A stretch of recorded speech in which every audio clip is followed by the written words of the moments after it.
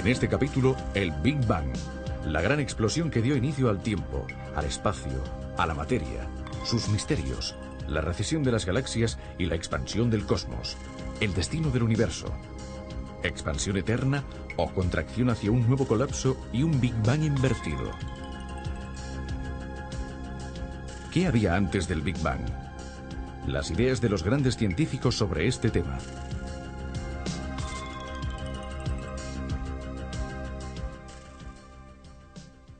¿De dónde provienen una silla, una mesa, una concha o un mineral?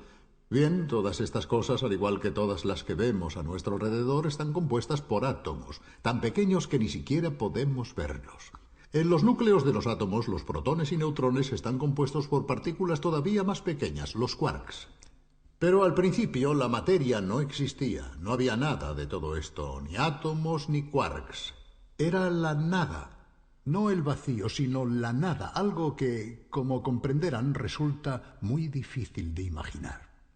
Después, de pronto, como en los juegos de manos de los prestidigitadores, que de la nada sacan un pañuelo o una flor, aparecieron los átomos que dieron origen a todas las cosas que vemos a nuestro alrededor. Según la teoría que hoy prevalece, la del Big Bang, una gran explosión inicial creó la materia que vemos en el planeta en el que vivimos y también en el universo a partir de la nada. En este episodio hablaremos precisamente de este mágico momento que tuvo lugar en el origen del mundo que conocemos. Pero, ¿cómo pueden afirmar una cosa así los científicos? ¿Cómo han llegado a esta teoría del Big Bang? Nuestro recorrido empezará por un hecho que actualmente ya ha sido verificado por muchas observaciones y mediciones. El cielo estrellado que está sobre nosotros no es inmóvil, no está fijo, sino que está en expansión. Se está dilatando como un inmenso soufflé a una velocidad endiablada. Veamos el siguiente reportaje que nos explica cómo se ha llegado a esta conclusión. Nada parece más tranquilo, estático e inmutable que el cielo estrellado. Esos puntos luminosos temblorosos que son las estrellas y las galaxias vuelven a ocupar la misma posición estación tras estación y año tras año. Los únicos movimientos que son fácilmente observables no tienen nada que ver con las estrellas o las galaxias, sino con la Tierra, que al girar alrededor del Sol descubre nuevos paisajes celestes en el transcurso de su viaje anual. Sin embargo, los astrónomos han descubierto que la aparente inmutabilidad del universo, del que solo vemos una pequeña porción en el cielo nocturno, es una ilusión. Las galaxias y las estrellas que lo componen se alejan unas de otras a gran velocidad. Dicho de otro modo, vivimos en un universo en expansión. Pero, ¿cómo han podido los astrónomos darse cuenta de este extraordinario fenómeno?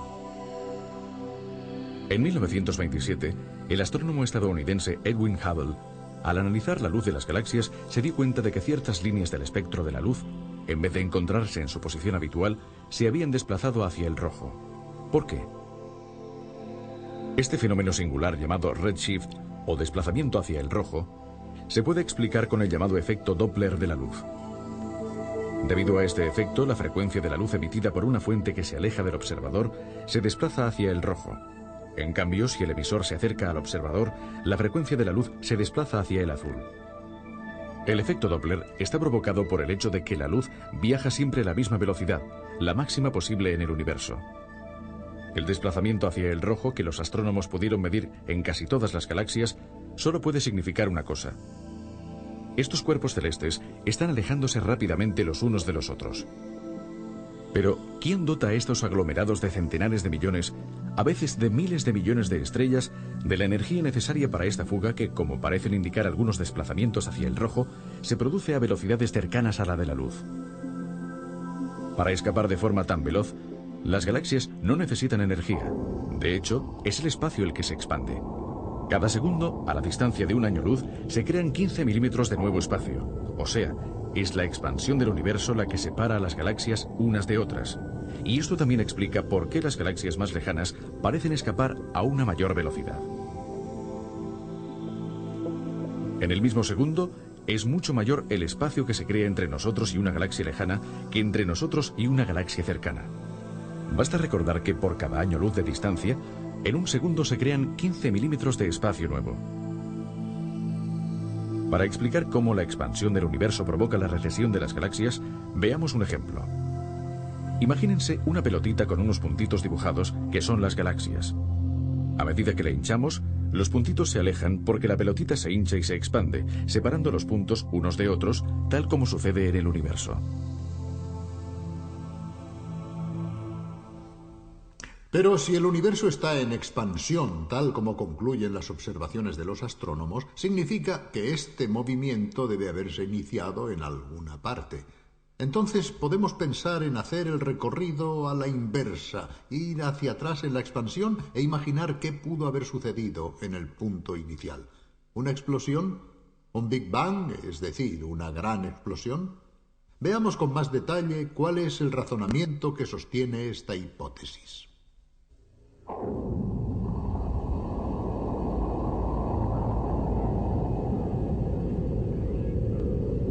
Actualmente las galaxias se están alejando unas de otras.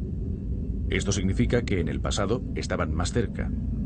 Si con una moviola imaginaria pudiésemos dar un vistazo a la sorprendente película de la expansión del universo a la inversa, nos daríamos cuenta de que en un momento dado las galaxias no solo se acercarían, sino que se fundirían entre ellas. Retrocediendo todavía más, todo el espacio y la materia que integra el universo se concentrarían aún más hasta convertirse en un punto. Los físicos llaman a ese punto la singularidad inicial. De ahí partió el Big Bang, es decir, la gran explosión. Una cosa está clara. En los momentos iniciales, la temperatura y la presión alcanzaron valores inimaginables. En consecuencia, el universo estaba muy caliente y, según los físicos, era también muy distinto del universo frío que hoy conocemos. No es posible trasladarse hasta el auténtico instante cero. En este viaje hacia atrás debemos detenernos en una pequeñísima fracción de segundo del inicio. Más allá de esta frontera no sabemos qué pudo haber. Incluso las leyes de la física conocida, es decir, la gravedad, la fuerza electromagnética y las otras interacciones, no existían como tales, al igual que no existía la materia, el espacio y el tiempo. Entonces, ¿qué sucedió en aquel punto y en aquel instante? Esta es una pregunta que se han planteado muchos sabios. Se trata de uno de los campos en los que no es posible experimentar porque no existe ningún experimento de laboratorio que permita recrear las situaciones iniciales de temperatura y presión producidas en el Big Bang. Por lo tanto, es necesario imaginar cuál pudo haber sido la secuencia de los acontecimientos e intentar remontarnos hasta los primeros momentos utilizando los conocimientos disponibles en la actualidad y formulando algunas hipótesis que pueden ser tal vez razonables, pero no demostrables todavía. Un físico inglés, el profesor Timothy Ferris, ha tenido una brillante idea divulgativa que veréis dentro de poco para poder guiar a los profanos en este difícil recorrido. Ha imaginado el trayecto a través de una larga escalera que lleva hasta el punto cero, hasta el punto inicial del universo. Y durante la subida es posible asomarse periódicamente a algunas ventanas para entender de qué forma podía presentarse la materia en los distintos estadios iniciales. Veamos esta reconstrucción.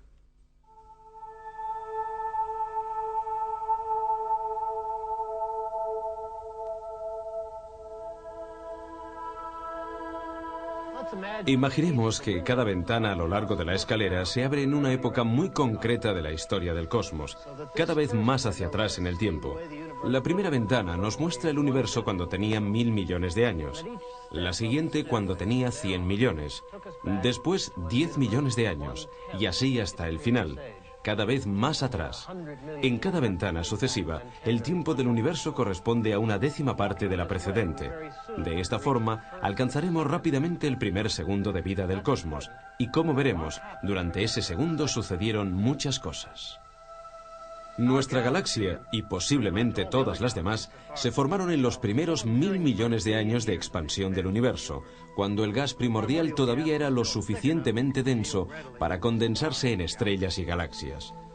No conocemos todos los detalles sobre cómo se formaron las galaxias, pero consideramos que tenemos un buen conocimiento de cómo era la Vía Láctea en su etapa de formación.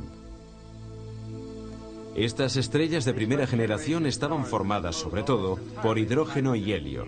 Si hubiera existido vida inteligente en esos primeros días de existencia del universo, la tabla de los elementos que todos conocemos habría indicado solamente hidrógeno y helio.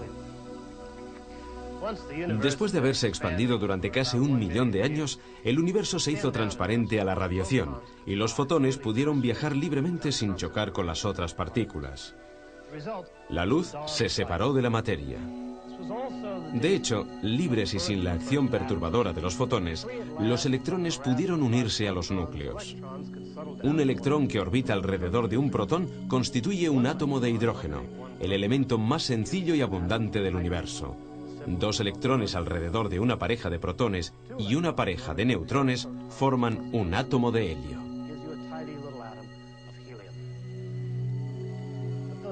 Pero los núcleos de helio ya existían.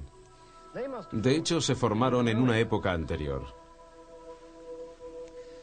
La formación de núcleos de helio se remonta a cuando el universo tenía casi unos 100 segundos, es decir, cuando su temperatura había descendido bastante, lo suficiente como para permitir que los protones y los electrones se unieran entre sí sin que el calor que les rodeaba pudiera romper este vínculo.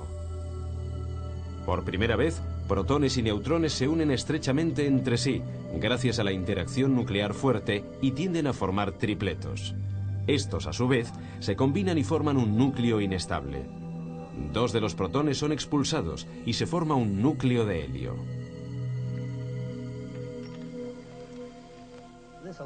Este elaborado mecanismo de acoplamiento entre las partículas parece haber sido muy efectivo en los primeros instantes de vida del universo. Los físicos teóricos calculan que aproximadamente 1/4 parte de toda la materia del universo debió transformarse en helio. Y cuando los astrónomos, al estudiar la composición química del universo, descubrieron que, en promedio, 1/4 parte de la materia estaba formada por helio, tuvieron una de las pruebas más convincentes de que la teoría del Big Bang avanzaba en la dirección correcta. Ahora nos remontamos a tiempos muy remotos, cuando el universo tenía 1 segundo de vida. El calor era tan intenso que ni siquiera la interacción nuclear fuerte podía mantener unidos a los protones y neutrones. El universo era el llamado caldo primordial, formado por quarks libres, y no podía existir ninguna otra partícula fundamental. 1/10 de segundo, 1/100ésima de segundo después del inicio del tiempo. El universo era tan denso que incluso los neutrinos, que son partículas subatómicas tan escurridizas que incluso pueden atravesar una plancha de plomo de un espesor de miles de millones de kilómetros, incluso los neutrinos, decía, no consiguieron escapar del caldo primordial de materia y energía.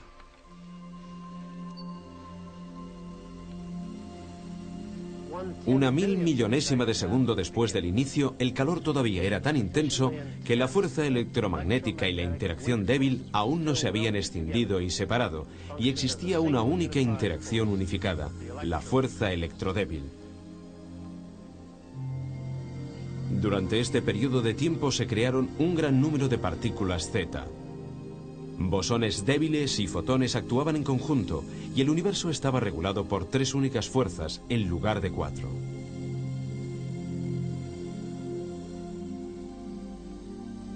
Cuando la edad del universo era una mínima fracción de segundo, exactamente 10 elevado a menos 35 segundos, probablemente la misma fuerza electrodébil todavía estaba unida a la interacción fuerte.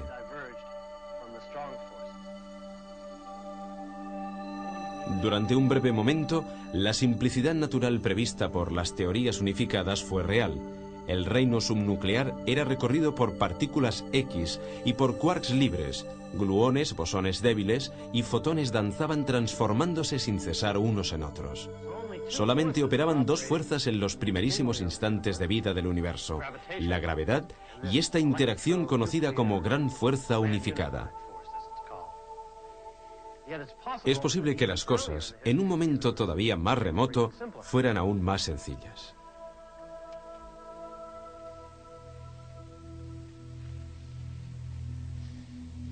Estamos en el primer instante del universo.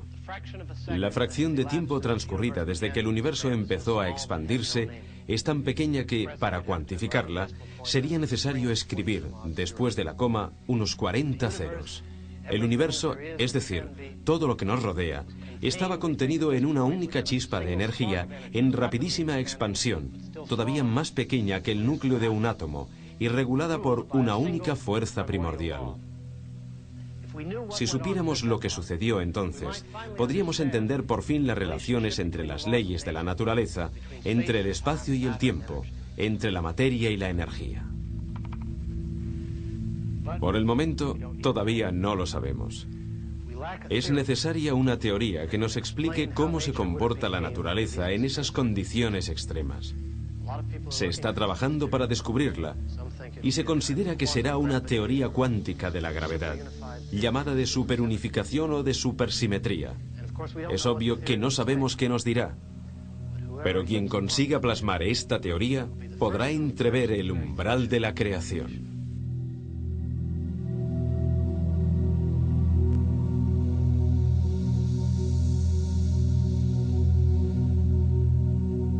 Naturalmente, no es fácil seguir este recorrido físico-matemático porque en un momento dado aparecen conceptos y situaciones que están muy alejadas de nuestra experiencia cotidiana. Por otra parte, los mismos físicos tienen dificultades para crear una reconstrucción tan distinta de todo lo que actualmente puede ser estudiado y experimentado. Pero ¿existe algún campo de la física que pueda resultar útil, por lo menos para intentar verificar algunas hipótesis? Bien, hemos hablado en Turín con uno de los más grandes físicos italianos, el profesor Tullio Regge, galardonado con el premio Einstein. Profesor Regge, ¿cómo pueden los científicos imaginar y experimentar, por así decirlo, el Big Bang? ¿Hay alguna manera de recrear al menos parcialmente las situaciones iniciales?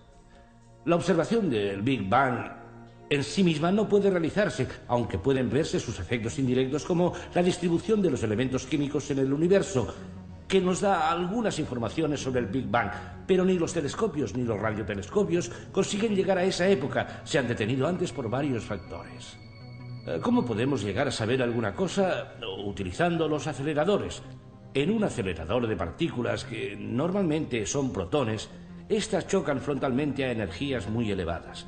La energía, según la famosa ecuación de Einstein, E igual a mc², se transforma en materia, es decir, se crean nuevas partículas y se crea una gota infinitesimal de ese plasma, como lo llaman los físicos, que empapaba el universo primordial. Se trataba de una materia de altísima densidad y altísimas temperaturas. O sea que prácticamente es como hacer circular dos bolas en sentido contrario dentro de un anillo que chocan en pleno aire, como si se disparasen dos cañonazos esperando que las balas de cañón choquen en pleno aire y... En este caso crearían materia. En este caso crearían materia. Como sucedió en el Big Bang. Y también antimateria. Es más, habitualmente una de las dos partículas es un antiprotón y, en consecuencia, antimateria, y la otra es el protón.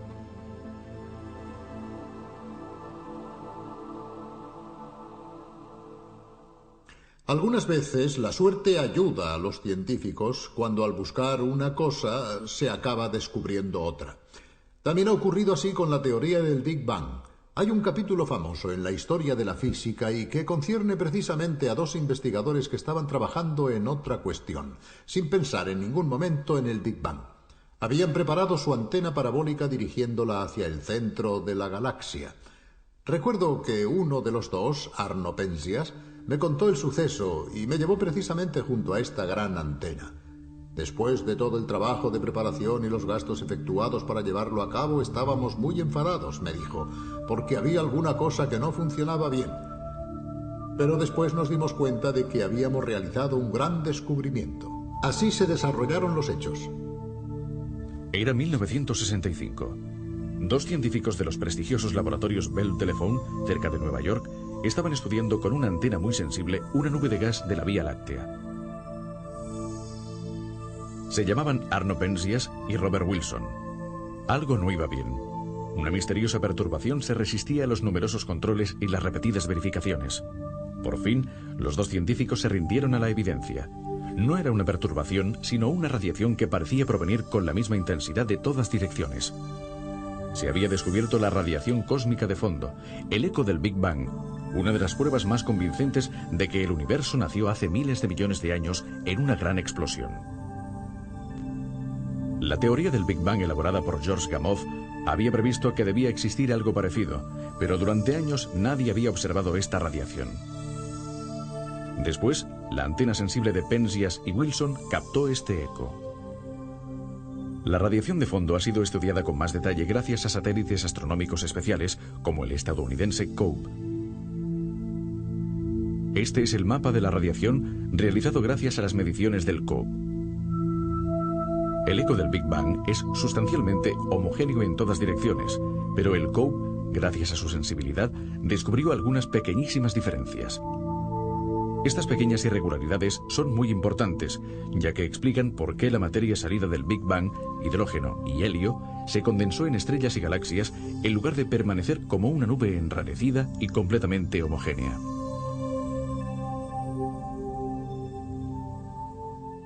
Naturalmente hay una pregunta que todos nos planteamos. Bueno, el Big Bang es difícil de describir, de comprender en sus detalles. ¿Cómo tuvo lugar esa explosión de materia y qué había antes? Aquí entramos en un terreno en el que solo la imaginación de los físicos puede intentar formular hipótesis. Uno de los científicos más creativos y geniales en este campo es el astrofísico Stephen Hawking, también famoso en todo el mundo por su gran talento como divulgador.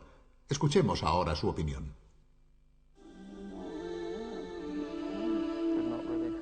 Podría ser que el universo no tuviera un inicio. Podría ser que el espacio-tiempo forme una superficie cerrada, sin límite, como la superficie de la Tierra, pero con otras dos dimensiones. Si la hipótesis de que el espacio-tiempo es ilimitado, pero finito, es correcta,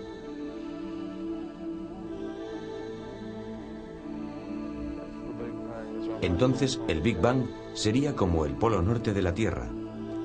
Preguntarse qué sucedió antes del Big Bang es como preguntarse qué le sucede a la superficie de la Tierra 1 kilómetro al norte del polo norte.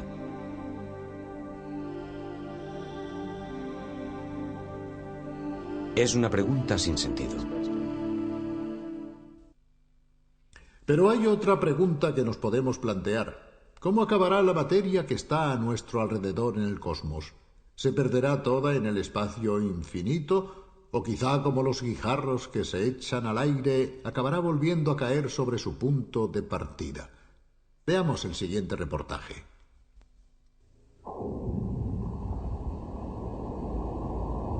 ¿Cuál será el destino del universo? ¿Continuará su expansión eternamente, haciéndose cada vez mayor y más frío, hasta que por fin todas las estrellas se apaguen y la materia, ya oscura e inerte, continúe vagando por el cosmos sin evolución posterior?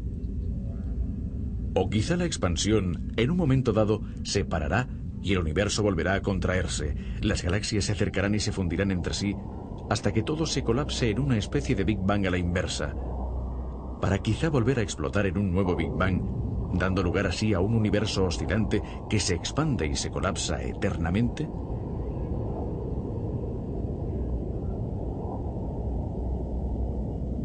Muchos de estos interrogantes están destinados a permanecer sin respuesta, pero algunos aspectos se pueden conocer, como por ejemplo, si el universo se expandirá indefinidamente.